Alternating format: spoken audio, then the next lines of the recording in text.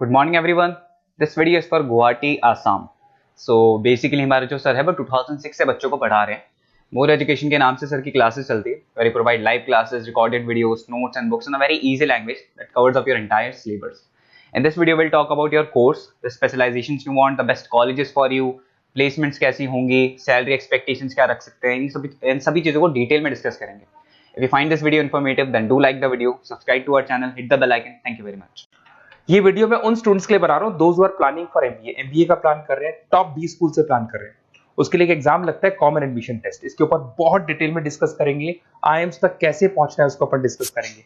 इसके अंदर cat exam की इंपॉर्टेंट डेट्स, कैट एग्जाम क्या होता है, एग्जामिनेशन पैटर्न क्या है, एलिजिबिलिटी क्या है, एग्जामिनेशन स्ट्रेटजीज क्या है, कैसे आपको एग्जाम देना चाहिए, आईएम्स तक पहुंचेंगे तो उसके कट ऑफ्स क्या होंगे और नॉन आईएम्स कॉलेज के कट ऑफ क्या होंगे, सब डिस्कस करेंगे। न्यूज़पेपर में आया था 42% कम 2027 तक मशीनें करेंगी। तो आर्टिफिशियल इंटेलिजेंस और मशीन लर्निंग की बहुत जबरदस्त डिमांड आने वाली है। तो आप लोग एमबीए में जो स्पेशलाइजेशन चूज करेंगे, वर्ल्ड इकोनॉमिक फोरम भी ये बात बोल रहा है कि इसमें फास्टेस्ट ग्रोइंग जॉब जिसमें आपको big data specialist, fintech engineer, AIML software developer 2025 से लेकर 30 के बीच में इनकी डिमांड आएगी।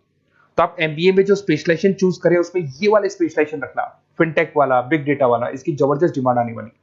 बहुत सारी जॉब्स है जो जाने वाली है, जैसे 2025 से 30 के बीच में आपका पोस्ट ऑफिस क्लर्क है, बैंक टेलर है, data entry, cashier, ticket checker. अगर आप कैशियर की बात करें, जरूरत ही नहीं है बैंक में, आप विड्रॉल भी मशीन से कर रहे हो, डिपॉजिट भी मशीन में करवा रहे हो, पासबुक अपडेट मशीन से हो रही है, तो यहाँ पे मशीनें काम कर रही है। तो बहुत सारी जॉब्स आने वाली और जाने वाली है। तो आप स्पेशलाइजेशन वो चूज करना जिसकी मार्केट में जबरदस्त डिमांड है। बेसिकली मेरा क्लासेस चलता है, मैं एमबीए को पढ़ा रहा हूँ 2006 से। 17-18 साल का एक्सपीरियंस है, बहुत सारे बच्चे निकाल चुका हूँ मेरे पास। अब देखो आपको क्लासेस दिखाई दे रही होंगी। उसके अलावा सबसे इंपॉर्टेंट चीज IIM अहमदाबाद। मैं हर साल बच्चों को IIM अहमदाबाद लेके जाता हूँ। 50-60 स्टूडेंट्स जाते हैं, साथ में मेरे लेक्चर्स भी होते हैं वहाँ पे। तो आप लोग IIM Ahmedabad is a dream college of MBA. अगर मैं एमबीए की बात करूँ तो एमबीए का जो ड्रीम कॉलेज है वो IIM अहमदाबाद है।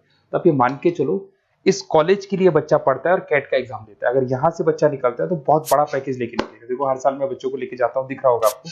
उसके अलावा मैं मुंबई में पढ़ा रहा हूँ, जयपुर में मैं पढ़ा रहा हूँ। अच्छा, अलग अलग कॉलेजेस में एज अ गेस्ट में वर्क कर रहा हूँ।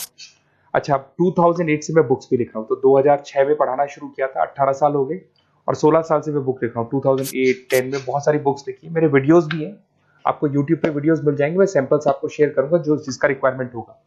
अगर आपको बेस्ट कॉलेज का रिक्वायरमेंट हो या फिर कैट के लिए कैसे स्टडीज करनी है उसका रिक्वायरमेंट है कि कौन कौन से कोर्सेज हैं कैट में, कहाँ पे आपको एडमिशन लेना चाहिए और किस तरीके से स्टडीज करनी है, कट ऑफ क्या जाएगा, तो उसके ऊपर आप डिस्कस कर सकते हो। मेरा नंबर है, इस पर कॉल कर सकते हो। बाकी मैं अगर क्लास में रहता हूँ तो आप मेरे को व्हाट्सअप कर सकते हो, अपना name, number, city, state, course और कहाँ से आपको अपना एमबीए करना है और किस तरीके से कैट का प्रिपरेशन करना है। अब अपन आते हैं एक एक करके कैट के स्पेशलाइजेशन पे। What about CAT? देखो कैट का जो एग्जाम है वो आईएम्स लेता है, इंडियन इंस्टीट्यूट ऑफ मैनेजमेंट। इसमें एमबीए पीजीडीएम करवाता है। मोड आपका जो है ऑनलाइन बेस होता है, कंप्यूटर बेस्ड मोड होगा आपका। ड्यूरेशन 2 घंटे का आपका पेपर होगा।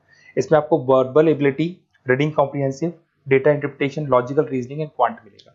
तो 3 सेक्शन में डिवाइडेड है पेपर। आपको हर सेक्शन में 40 मिनट्स मिलती है। 2 घंटे का आपका पेपर है, तो उसको कंप्लीट करना है। तो इसमें पढ़ना कैसे है, उसकी स्ट्रेटजीज क्या है, इसको अपन आगे डिस्कस करेंगे। देखो आपको इंपॉर्टेंट डेट्स दिखाई देंगी। नोटिफिकेशन इसका जुलाई 25 तक आ जाता है। उसका रजिस्ट्रेशन अगस्त में स्टार्ट होते हैं, सितंबर में आपका लास्ट डेट है, एडमिट कार्ड अक्टूबर में आता है, नवंबर में लास्ट संडे, जो लास्ट संडे होता है नवंबर का, उस दिन एग्जाम लगता है इसका, और जनवरी तक रिजल्ट आ जाता है। अब देखो इसमें बहुत सारी चीजें जो अपन डिस्कस करेंगे। टोटल इसमें 66 मार्क्स का पेपर होता है, वेरी भी करता है थोड़ा बहुत। 40 मिनट्स पर सेक्शन को मिलता है। इसके अंदर आपका इंग्लिश है, रीजनिंग है, क्वांट है, इनके लिए अलग अलग टाइम मिलता है। 1/3 इसमें नेगेटिव मार्किंग रहती है, मतलब अगर आपने कोई किसी ऑप्शन बेस्ड क्वेश्चन को तुक्का मारने की कोशिश की तो 1/3 कट जाएगा। एमसीक्यूज में नेगेटिव होता है, और बाकी जो सेक्शनल कट ऑफ जरूरी है इसके अंदर। मतलब ऐसा नहीं है कि आपका इंग्लिश में स्कोर आ गया, मैथ्स में नहीं आया, डीआई में नहीं आया तो सिलेक्शन नहीं होगा। इंडिविजुअल आपका इंग्लिश में भी आना चाहिए, मैथ्स में भी आना चाहिए, डेटा इंटरप्रिटेशन में, तीनों में आना चाहिए आपका। और एमसीक्यूज में जो नेगेटिव मार्किंग है एमसीक्यूज के लिए होगा, नॉन एमसीक्यूज के लिए नेगेटिव मार्किंग नहीं होता है। उसके अलावा अगर मैं एलिजिबिलिटी की बात करूं तो जनरल का अगर स्टूडेंट है तो 50% मार्क्स चाहिए। अगर आपका 50% से कम है, you are not eligible to give the CAT examination. अगर एससी, ओबीसी, रिजर्व कैटेगरी से है तो 45% आपको चाहिए। देखिए, और एज लिमिट नहीं है, कोई भी बच्चा एग्जाम दे सकता है। फाइनल ईयर का स्टूडेंट दे सकता है, फाइनल ईयर होने के बाद भी वो एग्जाम दे सकता है। अगर मैं स्ट्रेटजीज की बात करूं, देखो बार बार मैं एक चीज बता रहा हूं जब भी आप पेपर को अटेम्प्ट करते हैं, इसमें टाइम कम होता है, क्वेश्चन ज्यादा होते हैं, तो यहां पर आपको रिजेक्शन आना चाहिए, सिलेक्शन नहीं करना है, रिजेक्शन करना है। बहुत सारे ऐसे क्वेश्चंस होते हैं बहुत इजी है, उसमें 4 से 5 मिनट खराब हो गए और आपने उसका राइट आंसर निकाल दिया। अरे भाई वो 5 मिनट में 5 क्वेश्चंस करने थे आपको, उस क्वेश्चन में फंस के आपने 5 मिनट खराब कर दिए। तो जो क्वेश्चन इजी और आपको लग रहा है सॉल्व हो जाएगा बट टाइम लेगा, आप उसको छोड़ दो, रिजेक्ट कर दो। वो क्वेश्चंस करने हैं जिसमें टाइम कंज्यूमिंग कम होता है। आप अगर टाइम को एकदम से वेस्ट कर देंगे ना, तो बाद में रियलाइज होगा टाइम चला गया, क्योंकि मैनेजमेंट एप्टीट्यूड टेस्ट है, जैसे गवर्नमेंट एग्जाम के टेस्ट होते हैं, तो यहाँ पर क्या टाइम सबसे बड़ा इंपॉर्टेंट फैक्टर होता है आपका। तो बेसिकली एक्यूरेसी होना चाहिए, स्पीड होना चाहिए और आपका टाइम बैलेंस होना चाहिए, और साथ के साथ कौन सा क्वेश्चन छोड़ना है और कौन सा करना है। बहुत सारे क्वेश्चन होते हैं जिसमें लालच देता है, करो करो करो, बाद में पता लगता है फंस गया उस क्वेश्चन के अंदर, और फंसने का टाइम चला गया। तो टाइम नहीं जाना है इसके अंदर। उसके अलावा देखो, अगर मैं आईएम्स की बात करता हूँ, आईएम्स में 99% आईएम अहमदाबाद इज 99% आपको चाहिए।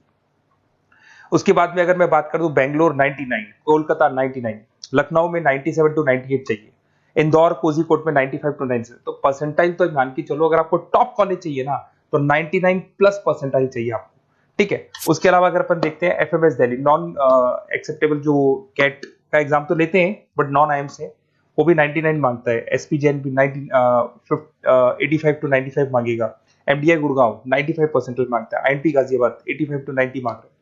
तो कॉलेजेस तो बहुत हैं, और ये मान के चलो आप 80 से लेके 99 के बीच में अगर आ जाते हो तो आपको टॉप 20 स्कूल्स मिल जाएंगे। अगर आईएम्स भी नहीं मिलता है तो उसके नीचे के स्कूल्स मिल जाएंगे। बाकी अगर इसको डिटेल में आपको डिस्कस करना है तो मेरा नंबर है, आप कॉल कर सकते हैं।